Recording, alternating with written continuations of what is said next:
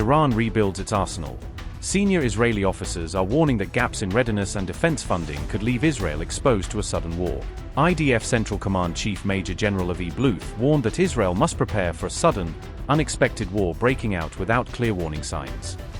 Bluth issued the warning after a surprise readiness inspection in the West Bank on December 30th that tested how units would respond to a fast-moving crisis. He said the baseline scenario for planners is readiness for a shock outbreak of hostilities, rather than assuming long warning times. The inspection evaluated 3 battalions across multiple brigades and regional divisions to see how they perform under pressure. IDF teams checked outpost defenses, procedures, and the force's fitness for both routine security and emergency situations. The findings will be used to sharpen standards and improve readiness across Israel's Central Command, according to local reporting. Bluth said, and I quote, "The baseline scenario we must prepare for is readiness for a surprise war. We are required to maintain a high level of preparedness and alertness, while using the time to strengthen our professional foundations.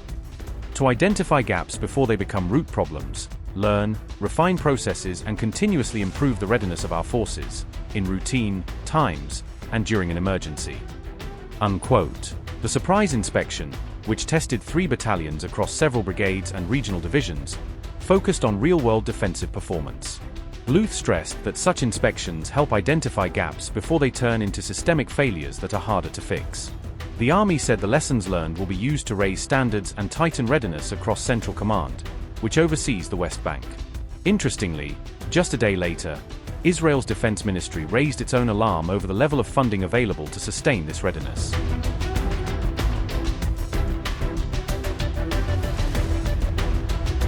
On December 31st, Defense Ministry Director General Amir Baram warned that pre-war thinking was returning in Israel's economic planning. Baram said Israel went back too quickly to October 6th, referring to the mindset before Hamas's surprise October 7, 2023 attack. He warned that pre-war economic assumptions have returned even though security risks remain elevated on multiple fronts. Baram argued that current budgets are not at the correct operating point for the IDF, given the pace and scale of operations now expected. Baram said, and I quote, "We went back too quickly to October 6th. We are certainly not at the correct operating point in terms of funding volumes and cash flow, at the pace and scale required for the IDF. The budget framework agreed for 2026 is NIS 112 billion, roughly $35 billion. The Finance Ministry knows that the operational framework, the total scope of missions, that the political echelon imposes or is expected to impose on the IDF, will be far larger. What does it do?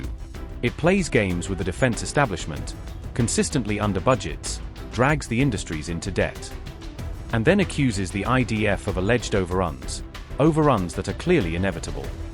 Unquote. This funding dispute comes as Tehran is reported to be rebuilding and expanding its arsenal after the brief but intense Israel-Iran war in June.